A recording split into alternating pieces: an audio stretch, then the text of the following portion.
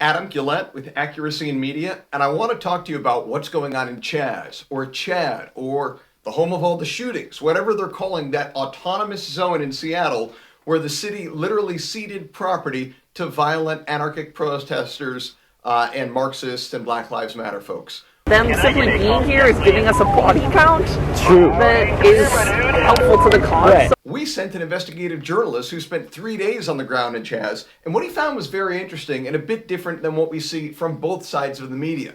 Right-wing media portrays it as a situation where you've got radical, violent Antifa planning and they're going to take over the world and kill everybody. Left-wing media, of course, says it's fully peaceful, none of that's happening. The real story that we found on the ground were two different camps. There was a Black Lives Matter camp, still largely made up of white people. Personally, I've been waiting for black voices to speak up. I'm scared to speak up and be seen as someone trying to take thunder away from other voices. Right? But I also have a lot of ideas. And then there was really a Marxist, anarchist, Antifa type camp. This space is radicalizing people. It is. People are being radicalized in real time these past 2 weeks. It's incredible. Not a lot of violence occurring from them, but people walking around open carrying weapons and walking around with huge chips on their shoulder. We heard the folks in the Marxist camp talk about how the Black Lives Matter camp, the non-violent people, don't get it. They don't know what's good for them. They don't realize that this is going to have to be violent. There are peace policing people here, and I don't think that that's okay because the whole point is diversity of tactics. This was not taken peacefully. This whole focus on it has to be peaceful is harming people. It's unbelievable because the left-wing media says there's no violence, there's no talk of violence, but in reality on the ground you've got radical left-wing Marxists saying that the mainstream non-violent Black Lives Matter people don't know what's best for them and that this is going to have to be a violent thing. You also see them walking around open carrying weapons. We should re-familiarize people with firearms and make them feel like it's okay because the cops are hella armed and so we should be. And you see no talk from the media about either of those two topics. You don't see them talking about carrying weapons, and of course you don't see them talking about the danger of COVID spreading at these rallies. I remember in Michigan, it was only a month or so ago, they had an Open the State protest, and protesters, non-violent ones, came to the state capitol with open carried weapons. The media was outraged when the right-wingers did it. The media said these fools are all going to get COVID, and how terroristic are they that they're walking around open carrying weapons? Well, they're completely absent when left-wing protesters do the exact same thing. It's morally outrageous.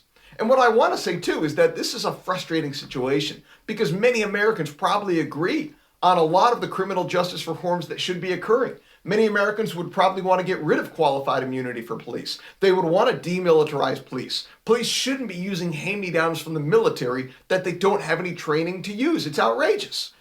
Instead, we're really put in a battle of one side against another, where we're told by the left-wing media that these are white supremacists who are violent. We're told by the right-wing media that Antifa is everywhere and we've got to put a stop to them right away. In reality, it's a frustrating situation because most of the Black Lives Matter protesters, from what we see, want reasonable goals like ending qualified immunity, like demilitarizing the police.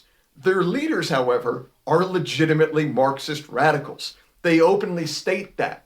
If they hope to get real meaningful criminal justice reforms out of this, what we should do is reform the bipartisan coalition that brought about recent criminal justice reform, that ended mandatory minimums for nonviolent offenders and things like that. I'd love to see, and we should all hope to see, a bipartisan coalition of Americans and of politicians coming together to enact reasonable criminal justice reforms. Instead, I fear that the Marxists are going to hijack this popular movement to advance their own crazy, wacky goals. After all, they're Marxists. That's what they do. They've been doing that for a century, since the Bolshevik Revolution. Marxists hijack popular revolutions to advance their own ideas, to seize power, and as soon as they have power, they dispose of the useful idiots. In this case, the useful idiots are the nonviolent 20-something white kids and African-American kids who just want meaningful reforms. The best thing that they could do would be to separate themselves from the Marxists and embrace a bipartisan coalition of American leaders and of American activists who agree on the vast majority of reforms that should be occurring. Anyway, this is Adam Guillette with Accuracy in Media. Follow us on aim.org on Facebook, Instagram, and Twitter.